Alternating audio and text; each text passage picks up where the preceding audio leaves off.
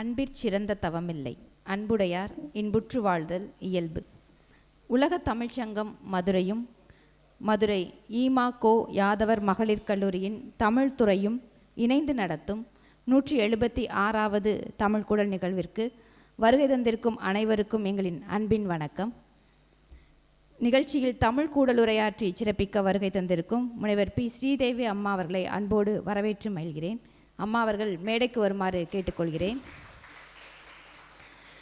முன்னிலையுரையாற்றி சிறப்பிக்க வருகை தந்திருக்கும் யாதவர் மகளிர் கல்லூரியின் உதவி பேராசிரியர் திருமதி ந. கிருஷ்ணவேணி அம்மா அவர்களை வரவேற்று மேடைக்கு வருமாறு அன்போடு கேட்டுக்கொள்கிறேன்.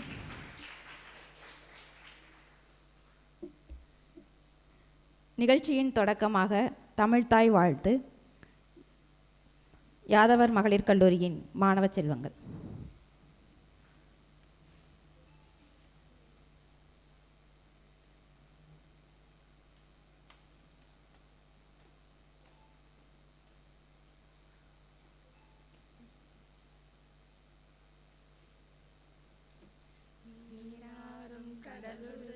நிலமடந்த கெல்லொழுகும் சீராரும் பதனமென திகழ் பரத கண்டமிதில் தெக்கணமும் அது சிறந்த திராவிடனல் திருநாடும் தக்க சிறு பிறை நுதலும் தரித்தனரும் திலகமுமே அத்திலக வாசனை போல் அனைத்துலகும் இன்பமுற எத்திசையும் புகழ் மணக்க இருந்த பெரும் தமிழனங்கே தமிழனங்கே உன் சீரிழமை சிரம்பியந்து செயல் மறந்து வாழ்த்துதுமே வாழ்த்துதுமே வாழ்த்துதுமே.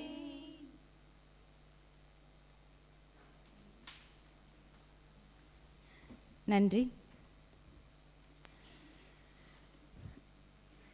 இந்நிகழ்ச்சியில் தலைமையேற்று எங்களை இயக்கிக் கொண்டிருக்கும் இயக்குனரும் துணைத் தலைவருமான முனைவர் ஈசா பர்வின் சுல்தானா அம்மா அவர்கள் வேறு நிகழ்ச்சியின் காரணமாக இன்று இங்கு பங்கேற்க இயலவில்லை என்றாலும் எங்களுக்கு உறுதுணையாக எப்போதும் இருப்பதற்கு வணக்கமும் நன்றியையும் இத்தருணத்தில் சொல்லி மகிழ்கின்றோம்.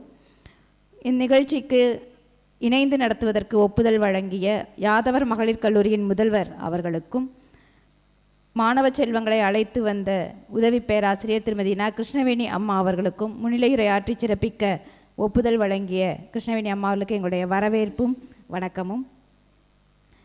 தமிழ் கூடலுரையாற்றி சிறப்பிக்க வருகை தந்திருக்கும் சாத்தூர் ஸ்ரீ எஸ். ராமசாமி நாயுடு ஞாபகார்த்த கல்லூரியின் தமிழ்துறை தலைவர் முனைவர் பி. ஸ்ரீதேவி அம்மா அவர்களை அன்போடு வரவேற்று மகிழ்கின்றேன். வணக்கம் அம்மா.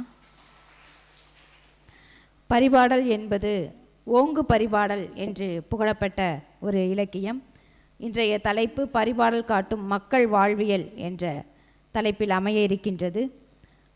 பரிபாடல் என்பது பரிபாடல் என்ற பாவினத்தால் அமைந்த பாடல்களின் தொகுதி. அதுதான் பரிபாடல் என்ற இலக்கியம். பரிபாடல் நூல் சங்கத்தமிழ் மக்களின் வாழ்வியலை நமக்கு எடுத்துரைப்பதாக இருக்கிறது.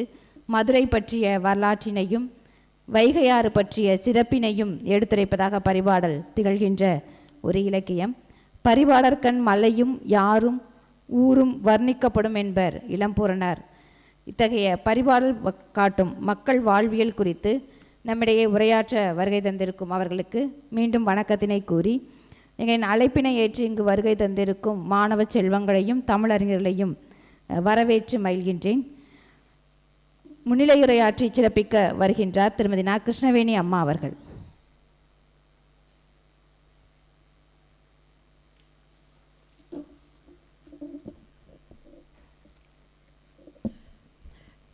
அவையில் வீற்றிருக்கும் இயக்குனர் முனைவர் பர்வின் சுல்தான் அவர்களுக்கும் சிறப்புரை ஆற்ற வந்திருக்கும் முனைவர் ஸ்ரீதேவி அம்மா அவர்களுக்கும் இந்நிகழ்வினை கண்டு ரசிக்க வந்திருக்கும் பெரியோர்களையும் மாணவ கண்மணிகளையும் அன்போடு வரவேற்பதில் பெருமகிழ்ச்சி அடைகின்றேன். தமிழ் கூடல் நிகழ்வில் முன்னிலை உரை ஆற்ற எனக்கு வாய்ப்பு வழங்கிய உலகத் தமிழ்ச் சங்கத்திற்கு என்னுடைய நன்றியையும் சமர்ப்பிக்கின்றேன். பரிபாடல் 8 தொகை நூல்களுள் ஒன்று. அகமும் புறமும் கலந்த நூல். சங்ககாலத்தில் பண்கள் வகுத்து பாடப்பட்டது என்பதும் வெண்பா, ஆசிரியப்பா, களிப்பா, வஞ்சிப்பா 4 வகை பாடல்களும் கலந்து வரும் இயல்புடையது என்பதும் அகமும் புறமும் கலந்து உள்ளடக்கத்துடன் இயற்கை வாழ்வையும் உவமைகளிலுடன் விவரிப்பது பரிபாடல். நச்சினை, நல்ல குறுந்தொகை, ஐங்குறு நூறு, ஒத்த பதிற்று 10, ஓங்கு பரிபாடல் என்ற சிறப்புக்குரியது பரிபாடல். பரிபாடலில் அனைத்து பாடல்களிலும் மதுரையை பற்றியும் பாண்டிய நாட்டையும் அதன் வளத்தையும் முருகன், திருமால் அவர்களுடைய சிறப்புகளையும் எடுத்துரைக்கின்றது. பரிபாடலில் நமக்கு கிடைத்துள்ள பாடல்களின் எண்ணிக்கை 22.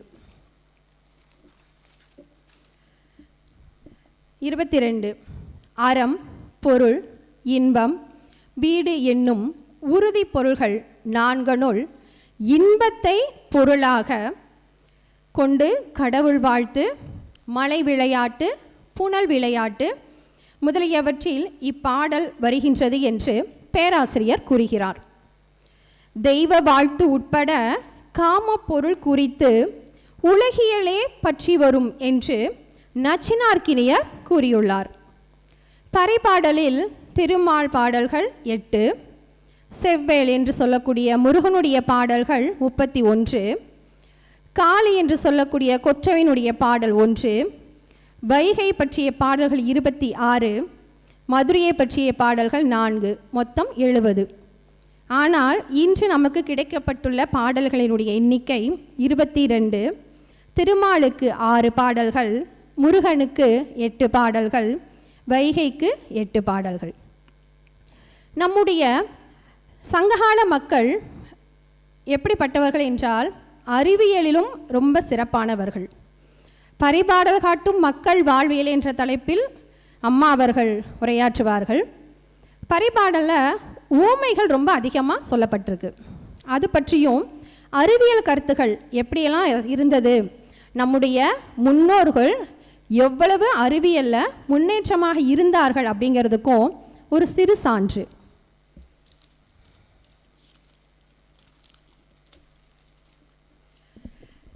செந்தி சுடரிய ஊழியும் பணியோடு தன் பெயர் தலையி ஊழியும். இது பரிபாடல். அதாவது உலகம் உருண்டையானது அப்படிங்கிறத சங்ககால மக்கள் அப்பயே சொல்லிட்டாங்க. அதுக்கப்புறம் இப்போ கண்டுபிடிச்சிருக்காங்க. ஆனால் சங்ககாலத்திலேயேவும் பரிபாடலில் இந்த பாடல் வரி இடம்பெற்றிருக்கு. உலகம் உருண்டை வடிவமானது, அது மாபெரும் நெருப்பு கோலமான சூரியனிலிருந்து தெரித்து விழுந்த அனல் பிளம்பு.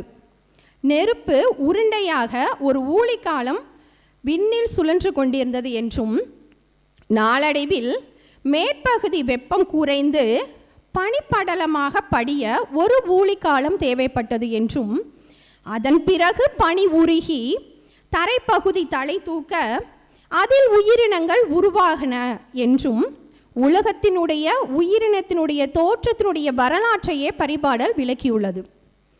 அடுத்ததாக ஊமைக்கு ஒரு சான்று. வைகை பற்றிய பாடல்களில் வைகை ஆற்ற பிற இயற்கை காட்சிகளோடு ஒப்பிட்டும், தலைவன் தலைவியினுடைய இயல்புகளை ஒப்பிட்டும், பாண்டிய மன்னனை ஒப்பிட்டும் அதிகமான ஊமைகள் இடம்பெற்றுள்ளன. ஆற்றினுடைய வெள்ளப்பெருக்கு பற்றி பாடிய புலவர், வைகை ஆறு பெருக்கெடுத்து ஓடி வருதான். அப்படி ஓடி வர்ற காலத்தில் அந்த வைகை ஆற்றில் பார்த்தீங்க அப்படின்னு சொன்னால் மகளிரும் பாணரும் என்ன செய்கிறாங்க அப்படின்னா பல்வேறு இசை கருவிகளை என்ன செஞ்சுருக்காங்கன்னா இசைத்து பாடியிருக்காங்க அப்படிங்கிற செய்தியை சொல்லியிருக்காங்க. இந்த வைகை நீரானது 2 கரைகள்லையும் மோதி அடித்து கொண்டு பேரோசையோட வருது அப்படிங்கிற செய்தியை ஒரு எடுத்துக்காட்டு ஊமையோட சொல்லியிருக்காங்க. உறும் இடி சேர்ந்த முழக்கம் புரையும் என்று எடுத்து காட்டியிருக்காங்க.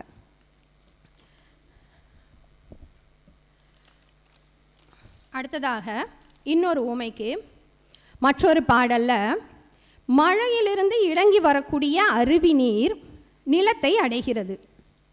ஆற்றில் நீராட வந்த அந்த மகளிருடைய கூந்தல்ல சூடி இருந்தாங்கல்ல அந்த பூக்கள் அது வந்து வாடி போயிடுச்சான். அப்போ அந்த வாடிய பூக்களும் அதே மாதிரி அங்கே இருந்த அந்த ஆடவர்களுடைய மார்பில் சூடி இருந்த பூக்களும் என்ன செய்யுது அப்படின்னா அந்த வைகை நீர் அடிச்சிட்டு போகுதான். அந்த காட்சியை பற்றி ஒரு விளக்கம் கொடுக்குறாங்க. மின் ஆரம் பூத்த பியன் கங்கை நந்திய வானம் பெயர்த்த மருங்கு ஒத்தல் என்று குறிப்பிடுகிறது. அதாவது கங்கை ஆற்று, அந்த வைகை ஆற்றிலனுடைய வானத்திலேருந்து வரக்கூடிய அந்த கங்கை ஆற்றை ஒத்து இருந்தது இந்த வெள்ளம் அப்படின்னு சொல்லி ஊமையோடு ஒப்பிட்டு சொல்லியிருக்காங்க. அறிவியல் பற்றி சொன்னோம். அதே மாதிரி அறிவியலுக்கு இன்னொரு எடுத்துக்காட்டும் சொல்லலாம்.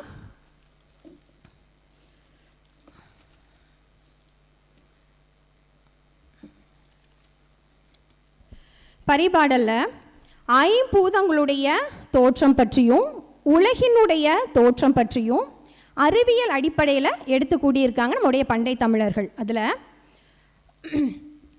பசும் பொன்னுலகம் மண்ணும் பாழ்பட விசிம்பிள் ஊழி ஊழ் ஊழ் செல்ல கருவளர் வானத்து இசையின் தோன்றி உரு அறிவாம ஒன்றன் ஊழியும் உந்து வழி கிளர்ந்த ஊமுள் ஊழியும் செந்தில் சுடரிய ஊழியும் பணியோடு தன்பெயல் தலைய ஊழியும் அவையிற்று உள்முறை வெள்ளம் மூழ்கி ஆர்தரும் மீண்டும் பீடு உயிர்ப்பு ஈண்டி அவற்றிற்கும் உள்ளீடு ஆகிய இருநிலத்து ஊழியும். அதாவது பழங்காலம் தொட்டும் பார்த்தீங்க அப்படின்னா ஒன்றுக்கொன்று மாறி வரும் இயல்புடையதான் பழங்காலம். திங்கள் மண்டிலமும் மாறி வரும் இயல்புடையதான். திங்கள் மண்டிலமும் ஞாயிறு மண்டிலமும் அழிஞ்சதுனால என்ன ஆயிடுச்சு அப்படின்னு சொன்னால் அழகற்ற இயல்புடையதாக மாறியதோடு தன்னிடம் இருந்த வான் உலகும் நில உலகம் என்ன ஆயிடுச்சு அப்படின்னா பால்பட்டு போயிடுச்சான். அப்போது அந்த வானமும் என்ன செய்யுச்சுன்னா ஒழிஞ்சு போயிடுச்சான். அப்போ இந்த நிலையில் பல யுகம் கலந்த பின்னாடி மூல அணுவில் இருந்து, மூல அணு தெரியும்ல, மூல அணுவில் இருந்து தன்னுடைய குணமான ஒளியுடன் தோன்றி காற்று முதலான மற்ற பூதங்களுடன் நுண் அணுக்கள் வளர்தற்கு இடமாகி எத்தகைய வடிவமும் காணப்படாத வானத்தினுடைய முதல் ஊழி காலமும் அந்த வானத்திலிருந்து பொருந்திய காற்று தோன்றி வீசிய அந்த முறைமுறையான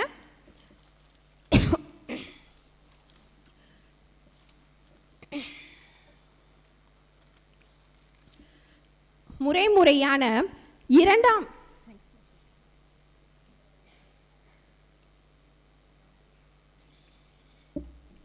வானத்திலிருந்து தோன்றிய இரண்டாம் பூதத்து ஊழியும் அந்த காற்றிலிருந்து சிவந்த தீயானது தோன்றி சுடர் வீசி திகழ்ந்த மூன்றாம் பூதத்து ஊழியும் அத்தீயிலிருந்து நீர் தோன்றிய பனியும் குளிர்ந்த மழை பெய்த நான்காம் பூதத்து ஊழியும் அந்த நான்காம் பூத அணுக்களில் இருந்து பின்னர் பண்டு முறையாக வெள்ளத்தில் மூழ்கி கரைந்து அழிந்து நில அணுக்கள் அங்கு இருந்து மீண்டும் சிறப்பான ஆற்றல் மிகுந்த செறிந்து திரண்டு முன் சொல்லப்பட்ட நான்காம் பூதங்களுடைய உள்ளடக்கமாக கொண்ட ஐந்தாவது பெரிய நிலத்து ஊழியும் என்று ஐம்பூதங்கள் ஒன்றிலிருந்து ஒன்றும் அவற்றின் உலகமும் தோன்றின என்று இந்த அண்டத்தினுடைய மாற்றத்தையும் ஐம்பூதங்களினுடைய அந்த தோற்றத்தினையும் உலகினுடைய உருவாக்கம் எப்படி இருந்தது என்பதையும்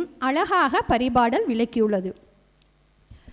இப்படிப்பட்ட அழகான இந்த பரிபாடல் பற்றிய செய்திகளை உங்களிடம் எடுத்து கூறுவதற்கு வாய்ப்பு வழங்கிய உலக தமிழ்ச் சங்கத்திற்கு மறுபடியும் என்னுடைய நன்றியை சமர்ப்பிக்கின்றேன்.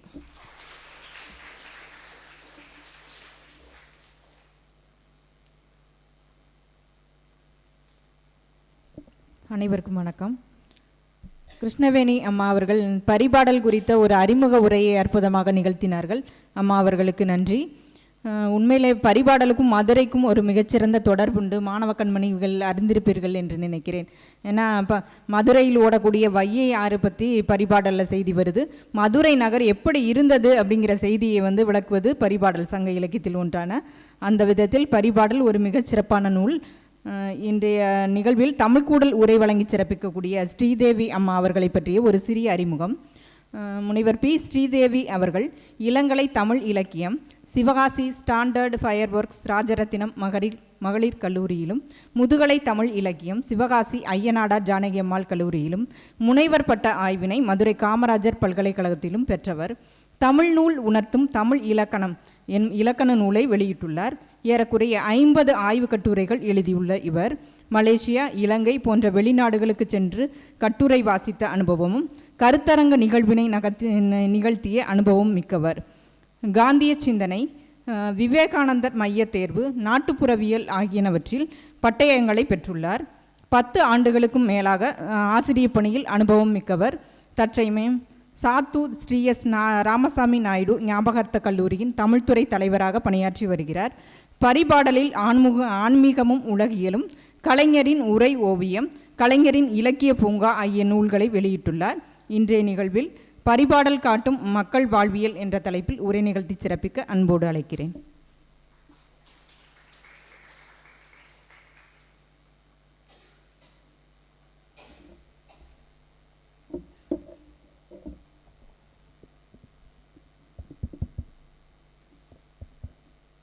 அனைவருக்கும் வணக்கம். பாலும் தெளிதேனும் பாகும் பருப்பும் இவை 4ம் கலந்துனக்கு நான் தாராவிட்டாலும் நாளும் அன்பென்னும் ஒரு மலரை உனக்கு நான் சமர்ப்பித்தேன். அன்பென்னும் மலரை பெற்றுக்கொண்டு திருவே நீ என் முன்னால் தமிழாய் வந்து நின்றாய். அந்த தமிழுக்கு என் வீர வணக்கம். தமிழுக்காக ஆண்டு கொண்டு இருக்கக்கூடிய பல தமிழ் சமூகங்கள் மேலோர்கள் இருக்கக்கூடிய இந்த அவையில் தமிழை இன்னும் உயரத்திற்கு கொண்டு செல்ல துடிக்கும் இன்றைய இயக்குனர் துணை தலைவர் அம்மா பர்வீன் சுல்தானா அவர்கள் இங்கு இல்லையாயினும் அவர்களுக்கு என் முதல் வணக்கத்தை தெரிவித்துக் கொள்கின்றேன். இன்றைய இந்த நிகழ்வில் பேசுவதற்கான வாய்ப்பை எனக்கு உருவாக்கி தந்த எங்களுடைய அக்கா சோமசுந்தரி அவர்களுக்கும் நான் இந்த தருணத்தில் நன்றி கலந்த வணக்கங்களை தெரிவித்துக் கொள்கின்றேன். நாங்கள் எல்லாம் ஒரு தாய் மாணவர்கள். அதாவது எங்களுடைய நெறியாளர் ஒருவர் முனைவர் சு. அழகேசன் ஐயா அவர்களின் நெறி ஆளுகையின் கீழ் நாங்கள் இருவரும் முனைவர் பட்ட ஆய்வினை செய்தோம் என்பதை இந்த தருணத்தில் பெருமையுடன் தெரிவித்துக் கொள்கின்றேன். எனக்கு இன்று கொடுக்கப்பட்டுள்ள தலைப்பு பரிபாடல் காட்டும் மக்கள் வாழ்வியல். பரிபாடலில் எண்ணற்ற செய்திகள் இடம்பெற்றுள்ளன என்று கூறலாம். ஆனாலும் வையை பிடித்திருக்கக்கூடிய இடத்தை பரிபாடலில் திருமால் பாடல்களும் செவ்வேல் பாடல்களும் சற்று குறைவாகத்தான் பிடித்திருக்கிறது என்று கூறலாம். வையையை எப்படி கொண்டாடி இருக்கிறார்கள், வையையை கொண்டாடும் பொழுது மக்களுடைய வாழ்வில் ஏற்பட்ட அத்துணை மாற்றங்கள், இன்பங்கள் ஆகிய நிகழ்வுகள் முழுவதுமாக பரிபாடலில் பொதிந்து கிடக்கின்றது. மக்களுடைய சமய நம்பிக்கை, இயற்கை சார்ந்த நிகழ்வு, ஊடல் கூடல் போன்ற பல நிகழ்வுகள் இதில் பொதிந்து வைக்கப்பட்டுள்ளது.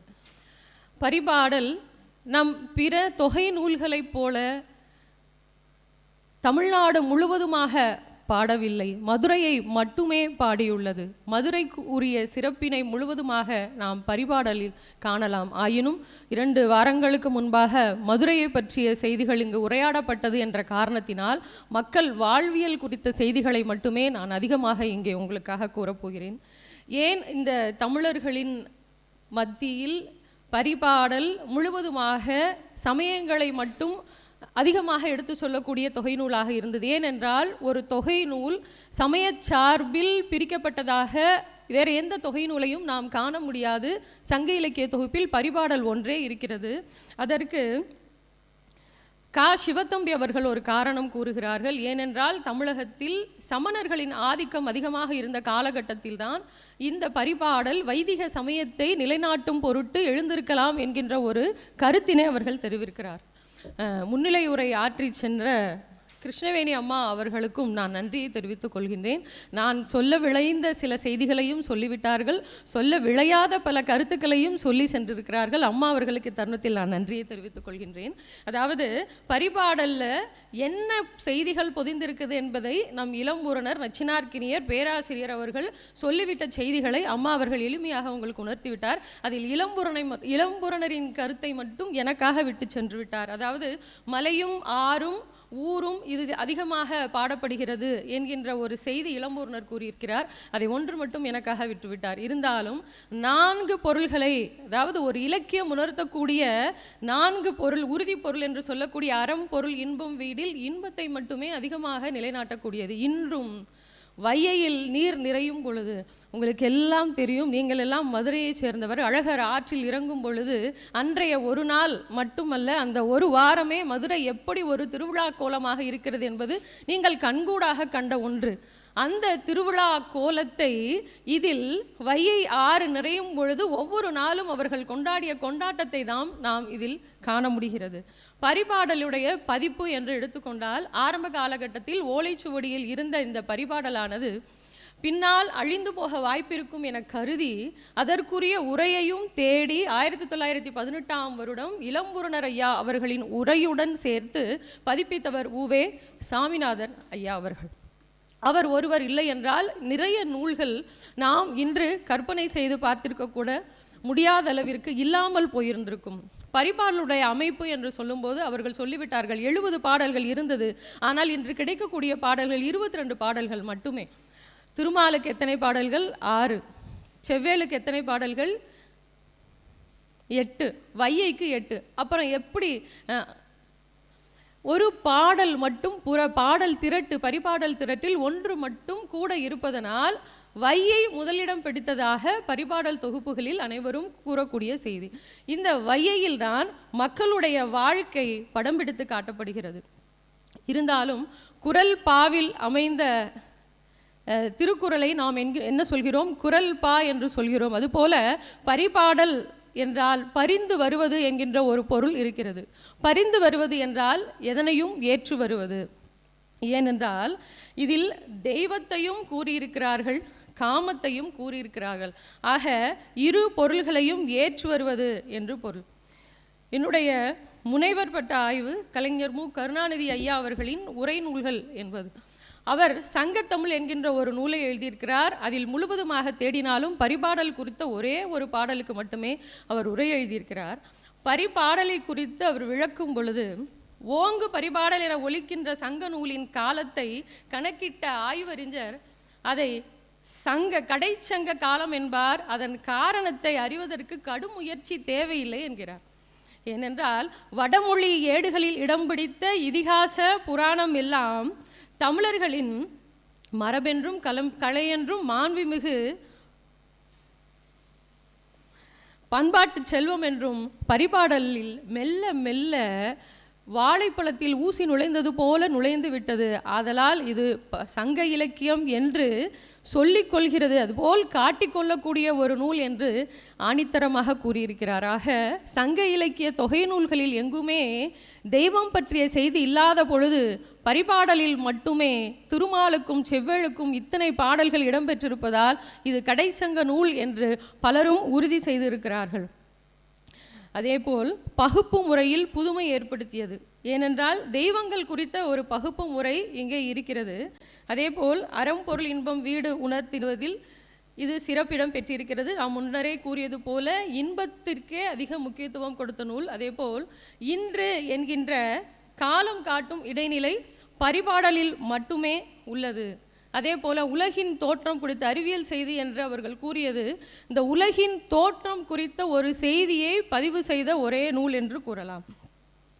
அதேபோல் விருத்தப்பாட்டு வளர்ந்த பிறகு கலிப்பாவும் பரிபாடலும் இல்லாமல் போயிற்று என்பது இந்த பரிபாடலுக்கு பின்னால் பரியில் எழுதுவதற்கு எந்த நூலும் கிடைக்கவில்லை.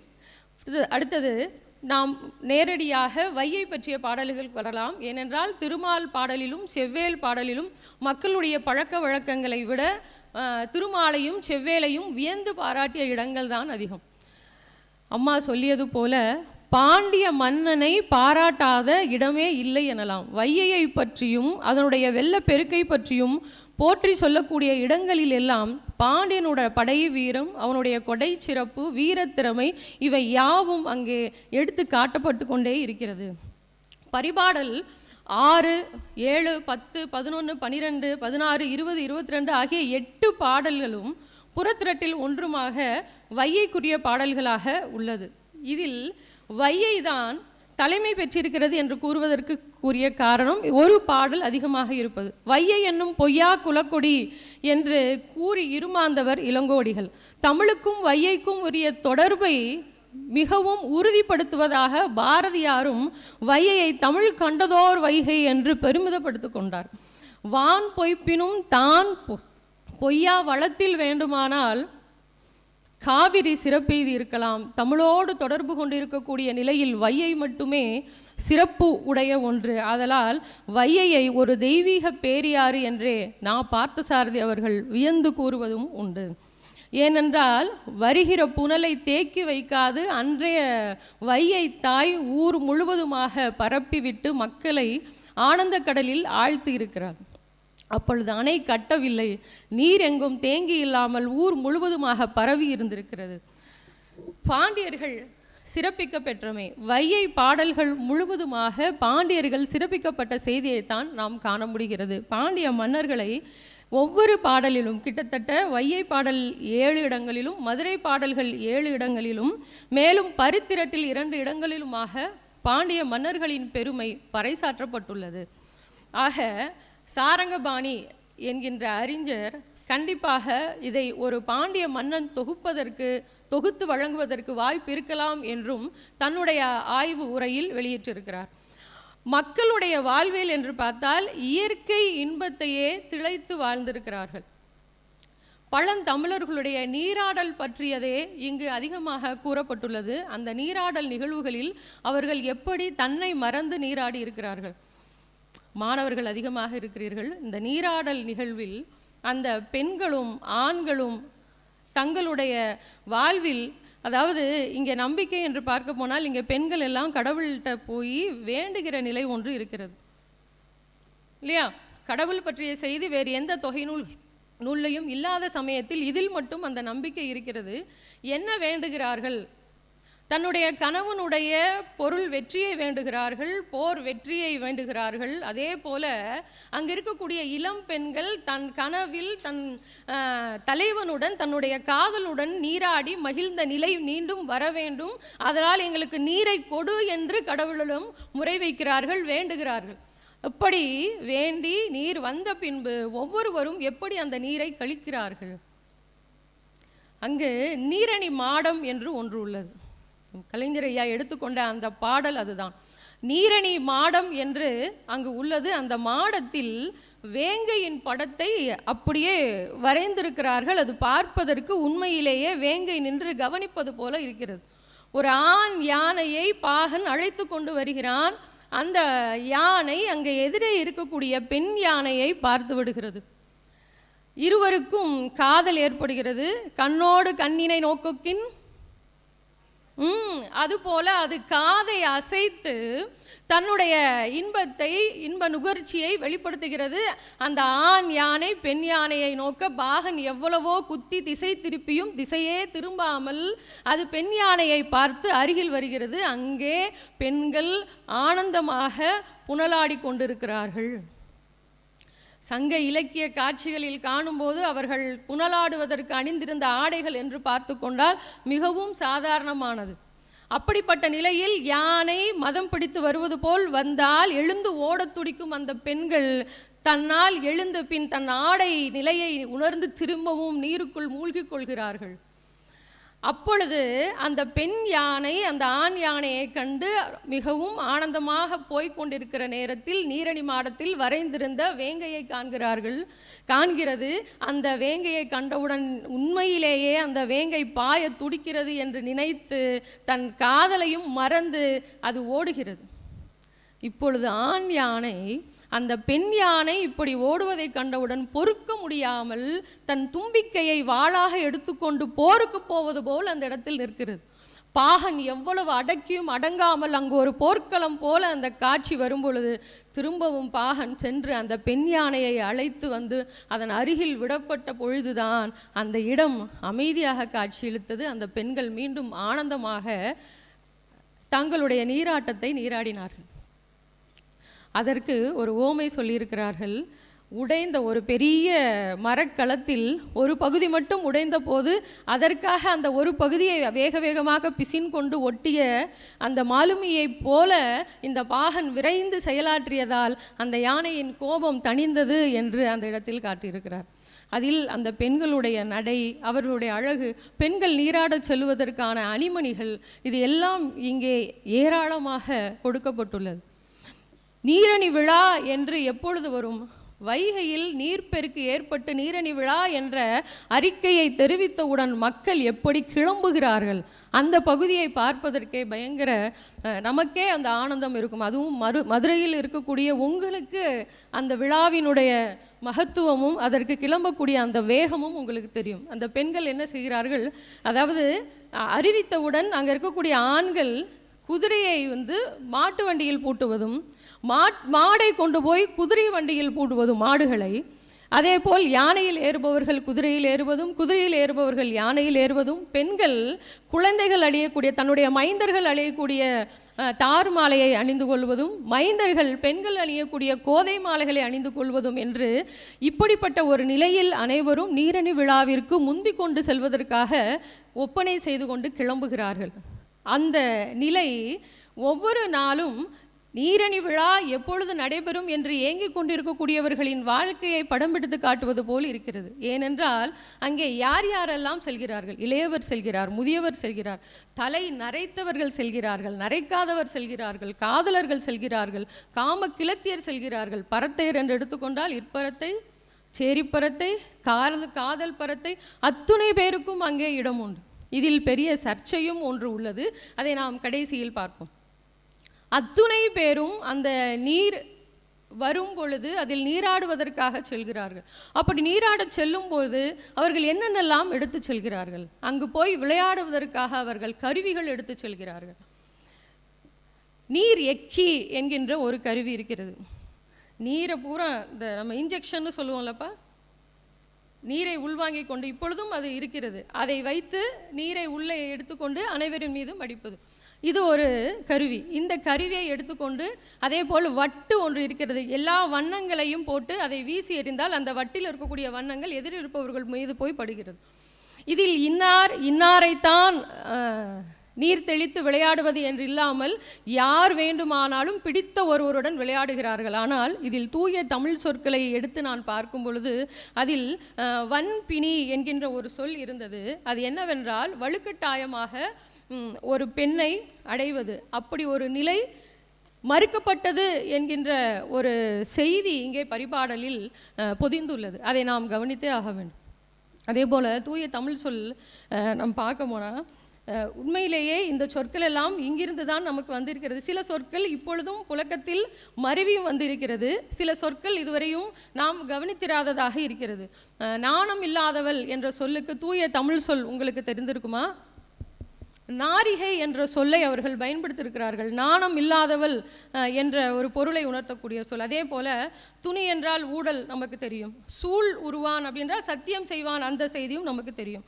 மலிந்தன்று ஊரே மகிழ்ந்தது நமக்கு தெரியும். கணவன் என்கின்ற சொல்லுக்கு ஒரு சொல் கொடுத்திருக்கிறார்கள். அந்த சொல்லாடல் இன்று மருவி வந்திருக்கிறது. ஈத்தான் என்ற ஒரு சொல் உள்ளது, அதுதான் இப்பொழுது அத்தான் என்று மருவி வந்திருக்கிறதோ என்கின்ற எண்ணம் எனக்குள் உண்டு. ஆக சமழ்ப்பு அப்படி என்கின்ற ஒரு சொல் இழிவை குறிக்கக்கூடியதாக ஒரு சொல் அங்கே பயன்படுத்த. வன் பணி, வற்புறுத்தி பெறுவது சொன்னேன் இல்லையா, அந்த வற்புறுத்தி பெறக்கூடிய நிலை இங்கு கிடையாது என்பதையே அவர்கள் பதிவு செய்து வைத்திருக்கிறார்கள். இந்த மண்டி குடித்தல், மண்டுதல் என்கின்ற ஒரு சொல் நமக்கு புழக்கத்தில் இருக்கிறது. புனல் மண்டி ஆடல் என்கின்ற ஒரு சொல்லாடலை அவர்கள் பயன்படுத்தி இருக்கிறார்கள். அது மக்கள் மண்டிய கூட்டமாக திரண்டனர்.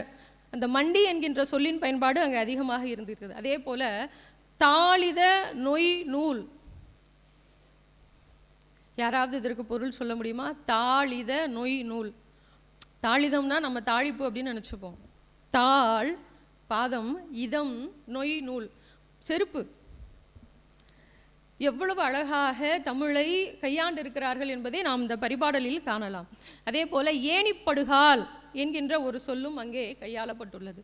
அது என்னென்றால் உடைகளை இறுக்கமாக தாளிடக்கூடிய ஒரு பொத்தான் போட்டு இவர்கள் நீராடச் செல்லும் போது போடக்கூடிய அணிமணிகள் ஆடைகள் எல்லாவற்றையும் ஒரு வகைப்படுத்தி காட்டியிருக்கிறார்கள். ஆனால் அவர்கள் வையையில் இறங்கியவுடன் அவர்களுடைய அணிகலன்களையும் ஆடையையும் வையை பிடுங்கி கொண்டு சென்றுவிடும் என்கின்ற ஒரு பதிவும் இதில் இருக்கிறது. ஆகையால் தான் அங்கே யானை வரும்பொழுது அந்த பெண்கள் எழுந்திருந்து திரும்பி வெக்கப்பட்டு தண்ணீரிலேயே மூழ்கி கொண்டார்கள் என்ற கதையையும் பார்க்கலாம். இதேபோல் நீராட போகும் பொழுது தலைவன் முதல் நாள் இற்பரத்தையோடு குளிக்கிறான், அடுத்ததாக காதல் பரத்தை, அடுத்ததாக சேரி பரத்தை. அவனுடைய வாழ்க்கையை அவன் மிகவும் சந்தோஷமாக கழித்திருக்கிறான். இதை கவனித்து அவனுடைய காதல் பரத்தைக்கு கோபம் வருகிறது. அவன் சண்டை போடுகிறாள், நீ நீராடி விட்டு தான் திரும்ப என்னிடம் வந்திருக்கிறாய் என்று அவனிடம் சேர்ந்து நீராடுவதற்கு மறுக்கிறாள். அவன் எவ்வளவோ சொல்லியும் அவள் தன்னுடைய கோபத்தை மாற்றிக்கொள்வதாக இல்லை. நான் வரும்போது குளத்தில் குளித்தேன், இதில் நீராடவில்லை, எந்த பெண்ணுடன் நீராடவில்லை, எத்தனையோ சூள் உரைத்தான், என்னென்னவோ சொன்னான். சூள் உரைக்க முனைந்தான், எங்கே செவ்வேலின் மீது சூள் உரைக்க முனைந்தான். ஆனால் மாற்றி அவன் வைகையின் மீது சூள் உரைத்து விட்டான். அவள் பிடித்து கொண்டாள். பெண்களுக்கே உண்டான ஒரு இயல்பு, சின்ன சந்து கிடைத்தாலும் அதை விரித்து பெரிதாக்கி சண்டை போட தெரியும் இல்லையா? அங்கே அவளும் என்ன செய்கிறாள் என்றால் பெரிய சண்டையாக்கி விட்டாள். வையையுடன் உன்னை ஒப்பிடுகிறாயே, வையை ஒரு இடத்தில் இல்லாது ஒரு பொருளை சேர்க்காது அத்தனையும் தன்னுள் அடக்கி கொண்டு இழுத்து கொண்டு ஓடும். நீயும் அப்படியானால் அதுபோல அனைத்து பெண்களுடனும் ஆடிக்கொண்டு கடைசியில் தான் என்னிடம் வந்திருக்கிறாய் என்று அவனை மடக்கி அவனுடன் சண்டை போடுகிறாள். அவன் மண்டியிட்டு அவன் கொண்டு வந்த அப்பொழுதெல்லாம் பரிசு பொருள் என்பது எதை கொடுத்தார்கள்? பூச்செண்டு. அதற்கு பெயர்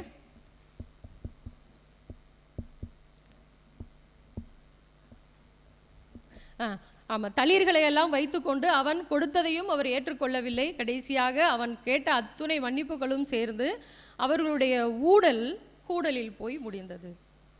இது போல காதலர்களின் நிலை, அதாவது பரிபாடலில் முழுவதுமாக அகப்பொருள் மட்டும்தான் பயின்று வருகிறதா என்று பார்த்தால் இல்லை.